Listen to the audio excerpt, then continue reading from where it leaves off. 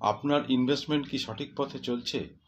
আপনি কি দ্বিধায় আছেন যে ইউলিপ না মিউচুয়াল ফান্ড কোনটা আপনার জন্য ভালো?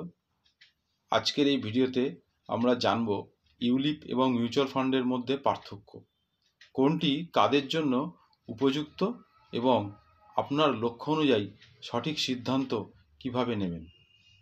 যদি আপনি চান আপনার ক্যাপিটাল বৃদ্ধি পাক এবং সুরক্ষিত থাকুক, তাহলে এই ভিডিওটি আপনার জন্য। একটুও মিস করবেন না, কারণ সঠিক বিনিয়োগ সিদ্ধান্ত আপনাকে অর্থনৈতিকভাবে সমৃদ্ধ করতে পারে। চলুন শুরু করা যাক। নমস্কার, আমি পার্থ। বিগত 10 বছর ধরে ইনভেস্টমেন্ট অ্যাডভাইজার হিসাবে কাজ করছি। আমার ছোট্ট ইউটিউব চ্যানেল স্মার্ট ইনভেস্টে আপনাকে স্বাগত জানাই। ভিডিওটা ভালো লাগলে অবশ্যই একটা লাইক দেবেন এবং আমার চ্যানেলটিকে সাবস্ক্রাইব করতে ভুলবেন না। একটা লাইক ও শেয়ারের মাধ্যমে আমাকে আরও বেশি করে মানুষের কাছে পৌঁছে দিতে সাহায্য করুন। আচ্ছা, এবারে আমরা মূল আলোচনাটা শুরু করি। আজকের যেটা প্রধান বিষয়, যে what is differences between ULIP and mutual fund. Mutual ফান্ডের কনসেপ্টটা মোটামুটি মোর অর লেস আমাদের সবার মধ্যেই আছে, কারণ আজকের দিনে যেভাবে বাজারে মিউচুয়াল ফান্ডে ইনভেস্টমেন্টের পরিমাণ বাড়ছে, তাতে এটুকু বোঝা যাচ্ছে প্রচুর মানুষ আজকে এইখানে বিনিয়োগ করতে শুরু করেছে।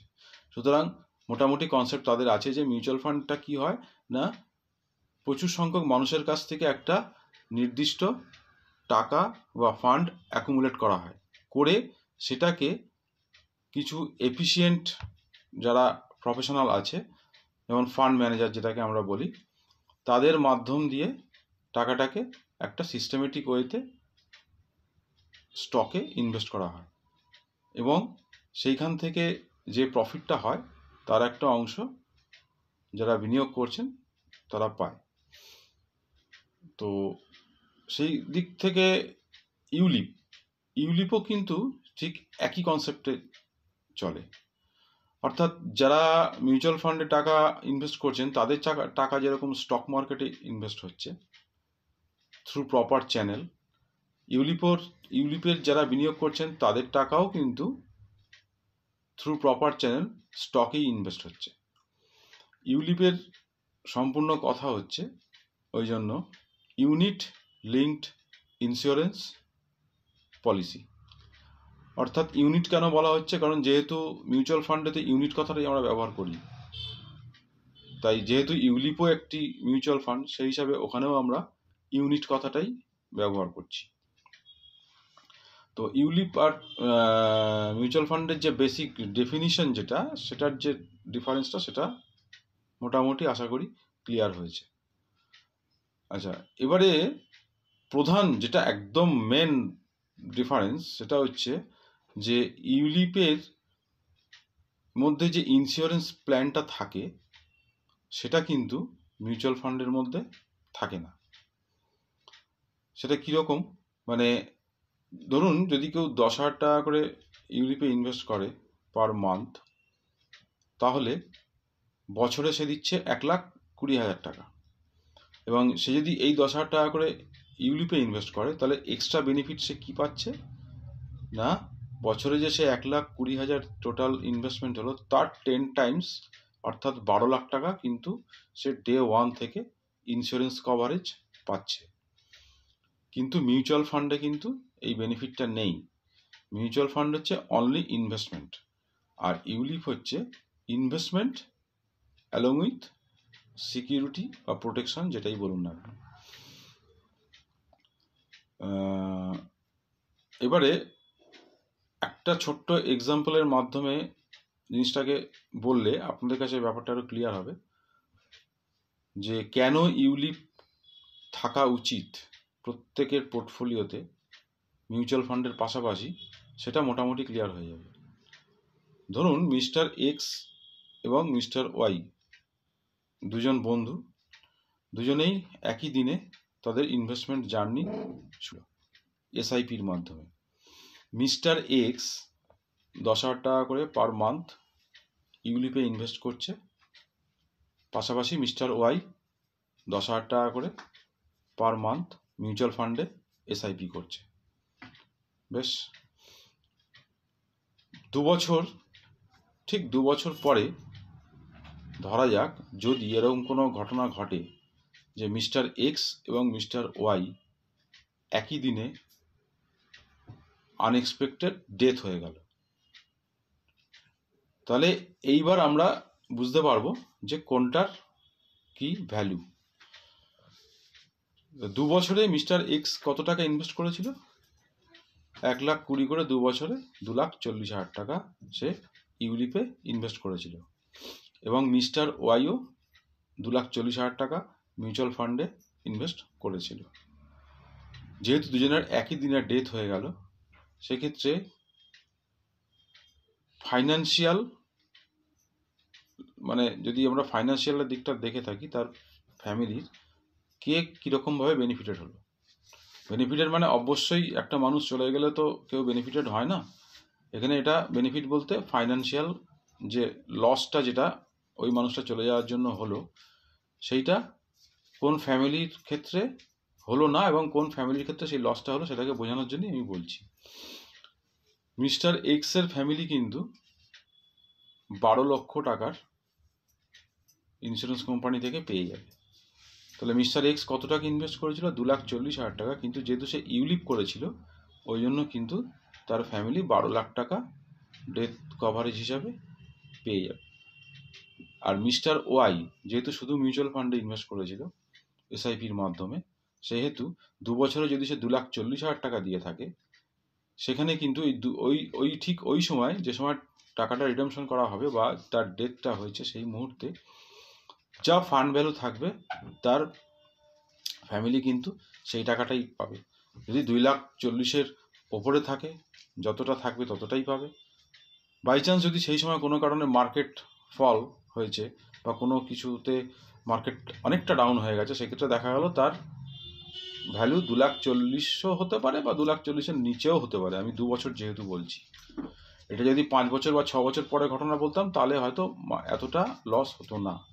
2 বছর অনেকটাই শর্ট টাইম, তো সেক্ষেত্রে তার মিস্টার ওয়াই এর ফ্যামিলি কিন্তু যেটুকু ইনভেস্টমেন্ট ভ্যালু এবং সেই সময়ে তার যা ফান্ড ভ্যালু আছে সেই টাকাটাই পাবে। সুতরাং ইউলিপ কিন্তু এই দিক থেকে একটা গ্রেট ভ্যালু আছে। আচ্ছা, এবার আসি রিটার্নের দিক থেকে ইউলিপ ভালো না মিউচুয়াল ফান্ড ভালো? এই প্রসঙ্গে বলতে গেলে চোখ বন্ধ করে এটুকু বলাই যায় যে মিউচুয়াল ফান্ডের রিটার্ন ইউলিপের থেকে অনেকটাই ভালো। তার কারণটা হচ্ছে ইউলিপে যেহেতু ইন্স্যুরেন্স কভারেজ থাকে, মানে যদি মাসে 10,000 টাকা করে 1,20,000 টাকা আমরা এগেনস্টে 10 টাইমস ইন্স্যুরেন্স কভারেজ, মানে 12 লাখ টাকা ইন্স্যুরেন্স কভারেজ, তাহলে যে ইনভেস্টমেন্টটা হচ্ছে সেখান থেকে কিন্তু ইন্স্যুরেন্সের যে কস্টিংটা আছে সেটা কিন্তু ওখান থেকে বাদ চলে যাবে, এবং এটা কিন্তু এক্সপেন্সেস হিসাবে দেখা হয়। এই পোর্শন ইন্স্যুরেন্সের যে খরচটা, এটা কিন্তু মার্কেটে ইনভেস্ট হচ্ছে না। ওয়ারাস মিউচুয়াল ফান্ডের টাকাটা যেটা ইনভেস্ট হচ্ছে সেখান থেকে এক্সপেন্স রেশিওটা বাদ দিয়ে যে বাকি টাকাটা কিন্তু পুরোটাই মার্কেটে খাটছে। তো সুতরাং যেহেতু ইউলিপের একটা এক্সপেন্সেস আছে এবং ওই পোর্শন ইন্স্যুরেন্সের পোর্শনটা, যে ইন্স্যুরেন্সের জন্য আমরা যে টাকাটা খরচা হচ্ছে সেই টাকাটা মার্কেটে খাটছে না, ন্যাচারালি ইউলিপের রিটার্নটা বেশ কিছুটাই কম হবে মিউচুয়াল ফান্ডের থেকে। তো রিটার্ন মোটামুটি দেখা গেছে লং টার্মে ইউলিপের রিটার্ন কিন্তু খুব একটা খারাপও হয় না, যেমন মোটামুটি 14-15% তো হয়েই থাকে ইউলিপের রিটার্ন। আর তবে এখন অবশ্য মার্কেটে এরকম কিছু কিছু ইউলিপ পলিসি এসেছে যেখানে টার্ম কমপ্লিট হয়ে গেল, ধরুন 15 বছর বা 20 বছরের টার্মে কেউ ইউলিপে ইনভেস্ট করছে, তো এই টার্মটা কমপ্লিট হয়ে গেলে যে টাকাটা ইন্স্যুরেন্স কস্ট হিসাবে কাটা হয়েছিল, যদি ইনভেস্টরের কোনো ডেথ কেস না হয় সেক্ষেত্রে কিন্তু ইন্স্যুরেন্স কভারেজ হিসাবে যে টাকাটা কেটে নেওয়া হয়েছিল সেই টাকাটা কিন্তু পুরোটাই রিটার্ন করে দেওয়া হয়। ইভেন ইউলিপে নতুন একটা ফিচার এসেছে, একটা নির্দিষ্ট ইন্টারভ্যালে গ্যারান্টেড অ্যাডিশন বলে একটা পোর্শন কিন্তু ইউলিপে দেওয়া হচ্ছে। সুতরাং মিউচুয়াল ফান্ড এবং ইউলিপের রিটার্নের দিক থেকে আশা করি আমি আপনাদেরকে কিছুটা ক্লিয়ার করতে পেরেছি। আচ্ছা, এইবারে আসছি taxation benefit. This is a great benefit in ULIP, মানে যেটা কিন্তু বেনিফিটটা নেই। কিছু মানুষ আছেন না, যারা দেখবেন ইনভেস্টমেন্ট করার সময় প্রত্যেক মুহূর্তে তারা ট্যাক্সের ব্যাপারটাকে নিয়ে খুব ভাবেন, যে আমি যে এখানে ইনভেস্ট করছি এটা যে রিটার্নটা পাবো, এখানে আমাকে ট্যাক্স কত টাকা দিতে হবে, ট্যাক্স এক্সেমশন পাবো কি না, এই বিষয়গুলো কিন্তু বিনিয়োগ করার আগে অবশ্যই ভাবা উচিত। তো ইউলিপের দিক থেকে যেটা আমি বলি, যদি কোনো ব্যক্তি বছরে 2.5 লক্ষ টাকা থেকে কম কোনো ইউলিপে ইনভেস্ট করে, ইউলিপ প্ল্যানে, সেটা ওয়ান টাইম হতে পারে, সেটা এসআইপির মাধ্যমে হতে পারে, এবং সেই ইউলিপের ইন্স্যুরেন্স কভারেজ যদি অ্যানুয়াল ইনভেস্টমেন্টের 10 টাইমস হয়, তবে সেই ইউলিপ থেকে যে রিটার্ন আসে সেটা কিন্তু পুরোটাই ট্যাক্স ফ্রি হয়। হোয়ারাজ মিউচুয়াল ফান্ডের ক্ষেত্রে আপনাকে কিন্তু এরকম কোনো এক্সেমশন আপনি পাবেন না। শুধুমাত্র long term capital gain tax অনুযায়ী আপনাকে ট্যাক্স দিতে হবে।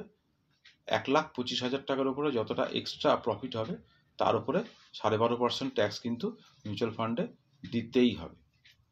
সুতরাং ইউলিপে একটা কিন্তু স্কোপ থাকছে ট্যাক্স ফ্রি রিটার্নের। রিটার্ন কম হলেও মিউচুয়াল ফান্ডের তুলনায় রিটার্নটা এখানে 2%, 3% হয়তো কম, কিন্তু আমাকে কিন্তু কোনো ট্যাক্স দিতে হচ্ছে না রিটার্নের উপর। সেখানে মিউচুয়াল ফান্ডে কিন্তু আমাকে রিটার্নের উপর 12.5% ট্যাক্স দিতে হচ্ছে। তো এটা একটা গ্রেট ফিচার্স ইউলিপের, মানে এটাকে ইগনোর করা মনে হয় না কোনো বুদ্ধিমানের কাজ হবে। এই ব্যাপারটাকে, ট্যাক্সেশনের ব্যাপারটা গেল। এরপরে আমি আসছি এক্সপেন্স রেশিও। এক্সপেন্স রেশিওতে একটু আগেই আমি বললাম যে ইউলিপের কিন্তু এক্সপেন্স রেশিওটা মিউচুয়াল ফান্ডের থেকে বেশ কিছুটা বেশি, কারণ ওখানে ইন্স্যুরেন্স আছে, asset allocation charge, fund management charge, এইসবের নিয়ে কিন্তু মিউচুয়াল ফান্ডের থেকে এক্সপেন্স রেশিওটা অনেকটাই বেশি আছে। নেক্সট পয়েন্ট যেটা বলতেই হবে সেটা হচ্ছে আপনার লকিং পিরিয়ড। মিউচুয়াল ফান্ডে একটা নির্দিষ্ট লকিং পিরিয়ড থাকে, সেটা হচ্ছে 5 ইয়ার্স। মানে আপনি যদি আজকে থেকে ইনভেস্টমেন্ট শুরু করেন, তাহলে 5 বছর আপনাকে লকিং পিরিয়ড দেওয়া হবে। এই 5 বছরের মধ্যে আপনি চাইলেও কিন্তু ফান্ডটাকে রিডামশন করতে পারবেন না। কিন্তু মিউচুয়াল ফান্ডে একমাত্র ইএলএসএস ছাড়া, ইএলএসএস 3 বছর লকিং পিরিয়ড থাকে, ইএলএসএস ছাড়া অন্য কোনো মিউচুয়াল ফান্ডে কিন্তু এরকম কোনো লকিং পিরিয়ড নেই। ইএলএসএস যেরকম 3 বছরের লকিং পিরিয়ড থাকে, ঠিক সেই রকম 80C-তে ইএলএসএস যে টাকাটা ইনভেস্ট করা হচ্ছে, সেই টাকাটা 80C-তে আপ টু 1,50,000 পর্যন্ত ছাড় পাওয়া যায়। তো মোটামুটিভাবে লকিং পিরিয়ডটা আমি ক্লিয়ার করতে পেরেছি। এবারে লাস্ট যে পয়েন্টটা, যেটা নিয়ে আমি এই ভিডিওটা বানিয়েছি, which is better, which fund is better for investment. দেখুন, এই ব্যাপারটা না আপেক্ষিক, মানে কারুর কাছে এটা মনে হতে পারে ইউলিপটা মিউচুয়াল ফান্ডের থেকে অনেক বেশি সিকিওর্ড, অনেক বেশি মানে রিস্ক কম এবং ট্যাক্স বেনিফিট পাওয়া যায়। সুতরাং সে মনে করতেই পারে যে আমি মিউচুয়াল ফান্ডের থেকে আমি ইউলিপটাকে প্রেফার করবো, আমি ইউলিপে ইনভেস্ট করবো। আবার অনেকে আছেন যাদের মনে হতে পারে যে না, আমি কোনো ইন্স্যুরেন্সের জন্য কোনো এক্সট্রা চার্জ দেবো না, আমার পুরো টাকাটাই মিউচুয়াল ফান্ডের ইনভেস্ট হবে এবং আমি হাই গ্রোথ চাই। তবে এটা তিনি ভাবতে পারেন। তবে এর পাশাপাশি যদি এরকম কোনো ব্যক্তি হন যে তিনি শুধু মিউচুয়াল ফান্ডে ইনভেস্ট করতে চাইছেন, তবে সিকিউরিটিটাও তো প্রয়োজন। যদি তার জন্য তাকে কিন্তু একটা পাশাপাশি যদি টার্ম লাইফ ইন্স্যুরেন্স তিনি নিয়ে রাখতে পারেন, 1 কোটি 2 কোটি টাকা যদি একটা টার্ম লাইফ ইন্স্যুরেন্স থাকে, তাহলে কিন্তু তার ইউলিপে ইনভেস্টমেন্ট করাটা পুরোটাই বোকামো হবে। তার ইউলিপে ইনভেস্ট না করাই ভালো, কারণ যেহেতু তার ফুল মানে সাফিসিয়েন্ট ইন্স্যুরেন্স কভারেজ আছে, বাকি টাকাটা কিন্তু সে চোখ বন্ধ করে হাই রিস্ক নিয়েও সে কিন্তু মিউচুয়াল ফান্ডে ইনভেস্টমেন্ট করতে পারে। কিন্তু যার টার্ম লাইফ ইন্স্যুরেন্স নেই বা যে নিতে চাইছে না, সে মনে করছে যে না, আমার টার্ম লাইফ নিয়ে আমি যে টাকাটা আমি বছরে 14,000 15,000 1 কোটি টাকার জন্য যদি পড়ে একজন, তো সে যদি 20 বছর বা 25 বছর এই টার্ম লাইফ ইন্স্যুরেন্স পলিসিটা চালায়, সে ভাবছে যে 20 বছরে আমি যে এই টাকাটা দিচ্ছি, সে 2,80,000 টাকা বা 3 লাখ টাকা যেটা পড়ছে, এই টাকাটা আমার বেকার চলে যাচ্ছে। এরকম অনেক মানুষের মধ্যে ধারণা আছে, তারা টার্ম লাইফ ইন্স্যুরেন্স নিতে চান না। তো একটা মিনিমাম সিকিউরিটি তো ফ্যামিলির জন্য দরকার হয়, সেক্ষেত্রে তাদের জন্য কিন্তু ইউলিপটা খুব প্রয়োজন। আর যদি আমার মতামত নিতে চান, তাহলে আমার মতে প্রত্যেকটা মানুষের পোর্টফোলিওতে কিন্তু ইউলিপ এবং মিউচুয়াল ফান্ড এই দুটো জিনিস থাকাটাই ভালো। কারণ ইউলিপে কিন্তু কম্পারেটিভলি রিস্ক মিউচুয়াল ফান্ডের থেকে বেশ কিছুটা কম। তার কারণ ম্যাক্সিমাম ক্ষেত্রে দেখা যাচ্ছে যে ইউলিপের যে পোর্টফোলিও যেটা হয়, ইনভেস্টমেন্ট পোর্টফোলিও যেটা হয়, সেটা আমরা দেখেছি, সেক্ষেত্রে সেখানে কিন্তু ব্যালেন্স ফান্ডের যে ব্যাপারটা, মানে ইকুইটি এবং ডেট ওরিয়েন্টেড, মানে অ্যাসেট অ্যালোকেশনটা বা এক্সপোজারটা কিন্তু ইকুইটি এবং ডেট এই দুটো মিশিয়ে হয়, বা বন্ডও হয় ইউলিপে। তো নর্মালি কিন্তু ইউলিপ অনেক বেশি মিউচুয়াল ফান্ডের থেকে লো রিস্কের ইনভেস্টমেন্ট। এবার মিউচুয়াল ফান্ডে তো ডিফারেন্ট ক্যাটাগরি আছেই, পিওর ইকুইটি, যেমন সেখানে large cap, mid cap, small cap. আপনি ইচ্ছা করলে, আপনি যদি মনে করেন যে আমি পুরো টাকাটাই স্মল ক্যাপে ইনভেস্ট করবো বা মিড ক্যাপে ইনভেস্ট করবো, আপনি করতেই পারেন। সুতরাং যেখানে আপনি যত বেশি হাই রিটার্নের জন্য যাবেন, তত আপনাকে রিস্ক বেশি নিতে হবে। কিন্তু ইউলিপে কিন্তু এই ব্যাপারটা নেই। যারা রিস্ক বেশি নিতে চান না, এবং ওনারা যারা মনে করেন যে আমার ক্যাপিটালটা সিকিউর থাকুক, আমার রিস্ক আমি বেশি নেব না, বাট আমার রিটার্নটা যেন ইনফ্লেশনকে বিট করতে পারে, এবং আমি যেন একটা ট্যাক্স বেনিফিট পাই, তাদের জন্য কিন্তু ইউলিপটা আইডিয়াল। হ্যাঁ, কারণ ইউলিপের ম্যাক্সিমাম ইনভেস্টমেন্টটা কিন্তু লার্জ ক্যাপ বা ব্লু চিপ হয়, এবং একটা পার্সেন্টেজ কিন্তু বন্ড বা ডেটে হয়। সেদিক থেকে কিন্তু ইউলিপটা অনেক বেশি সিকিউরড, স্টেবল।